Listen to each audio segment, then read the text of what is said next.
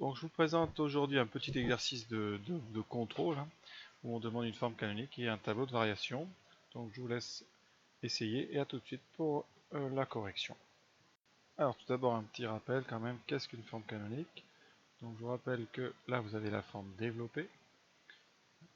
La forme canonique c'est une forme où vous avez ici a moins x moins alpha au carré. Vous avez une fonction affine mise au carré avec ici le coefficient a, donc là ça sera facile, ça sera 4, plus ici un nombre qu'on ne connaît pas qui est bêta, et d'après le cours, bêta représente l'extrémum de notre fonction t de x.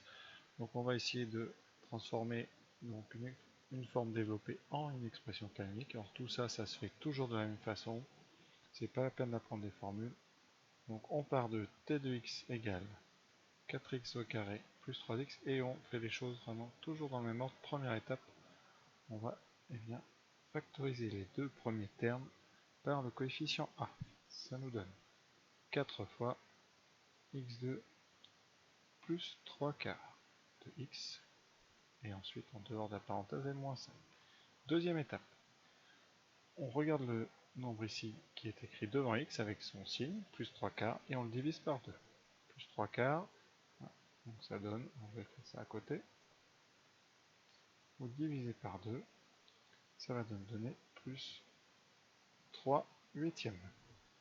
Et vous avez ce qu'il faut mettre dans le carré, juste après le x, vous allez mettre plus 3 huitièmes au carré.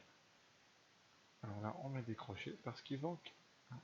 Évidemment, si vous développez x plus 3 huitièmes au carré, c'est pareil, je vais le faire en haut, dans la marge ici, x plus 3 huitièmes au carré, vous aurez x2, plus le double produit qui va donner 3 quarts, et vous aurez 3 huitièmes au carré, c'est-à-dire 9 sur 64. Donc 3 huitièmes au carré,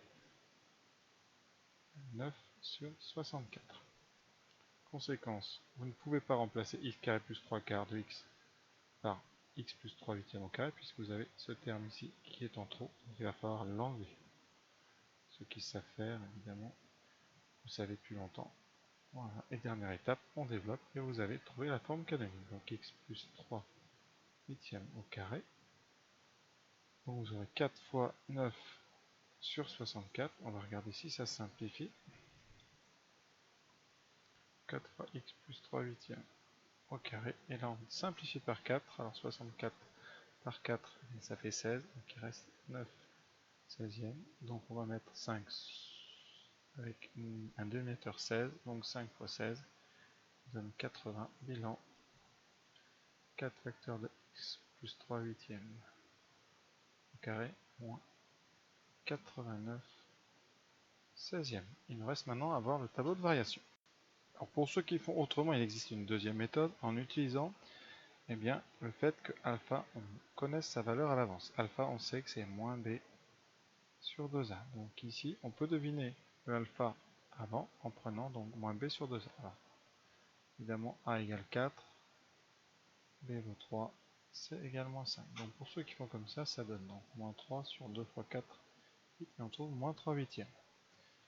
Et il faut savoir une deuxième chose, c'est que bêta, c'est l'image de alpha, c'est t de alpha. Donc pour le calculer, on remplace dans le polynôme ici, on ne connaît pas encore la forme canonique, donc on utilise comme ça, on remplace dans t de x, x par 3 huitièmes. C'est ça qui est un petit peu long.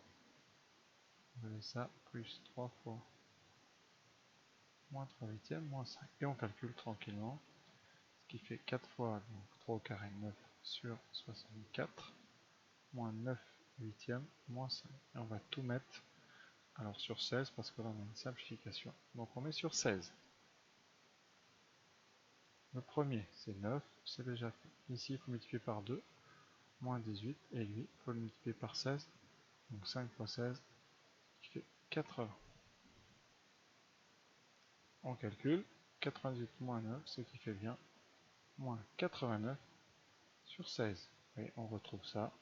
Et après, on peut comme ça remplacer alpha donc par moins 3 huitièmes, bêta par moins 89 16e. Voilà, certains font comme ça, c'est acceptable, c'est un petit peu plus long.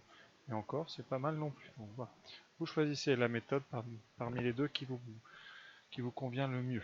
Alors avec ça, on peut faire le tableau de variation.